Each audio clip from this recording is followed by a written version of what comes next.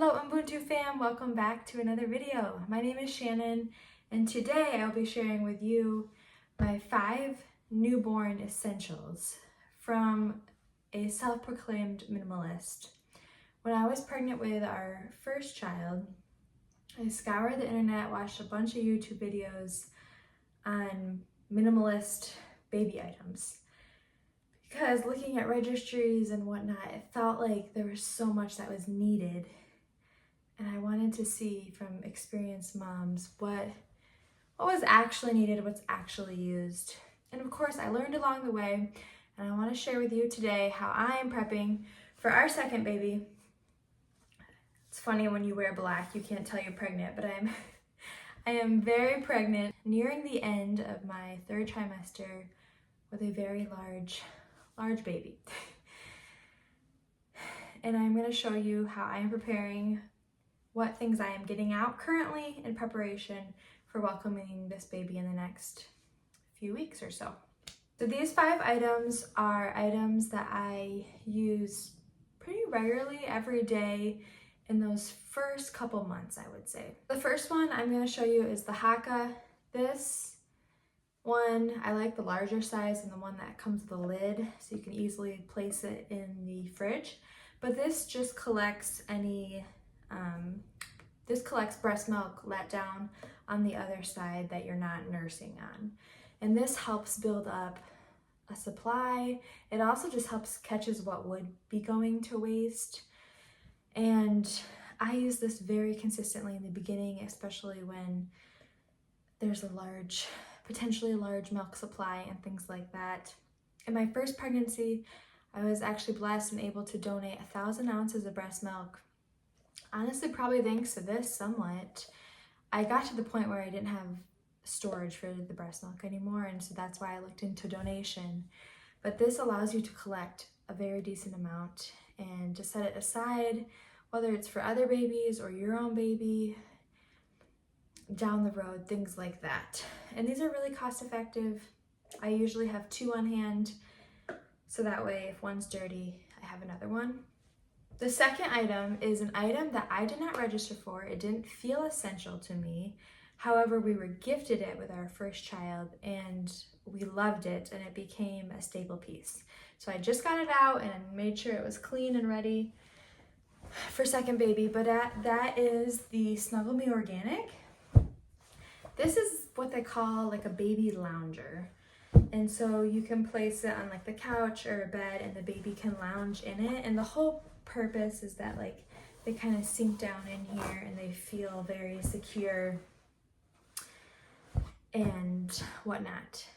Now, it's not for the baby to sleep in. However, with supervision, that's typically our first child slept in it a little bit with us monitoring and supervising. And we found this thing so helpful to have around for times when the baby was fussy.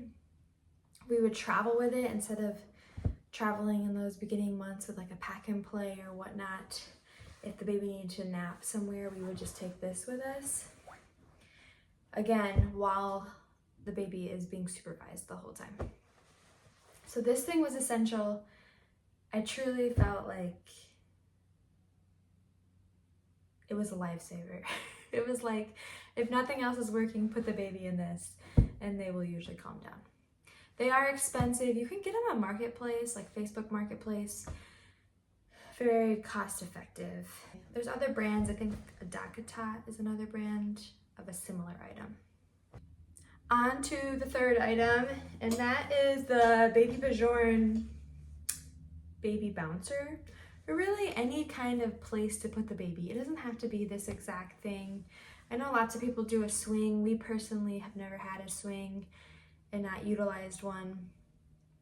But having a safe place to put the baby when you can't hold the baby was really essential for us. Honestly, way past the first couple months. And I would imagine with this being our second and having a toddler around, this is going to be way more helpful this time around to have another place for the baby to go and be. This I got off Facebook Marketplace in preparation for our first baby. I had a little guest join me The fourth baby item is anything with zippers. And so sleepers particularly is what we put the baby in, honestly, all the time for their first like month of life. And I emphasize on zippers just because it's so much easier than clasp or buttons. Baby. Yes, this will be for the baby. And so anything with zippers clothing wise in those first couple months I find essential. Another zipper item that we love and find essential is a sleep sack. This is something for them to sleep in that keeps them swaddled very easily. Again, it has a zipper for ease. I think this one even has a double zipper.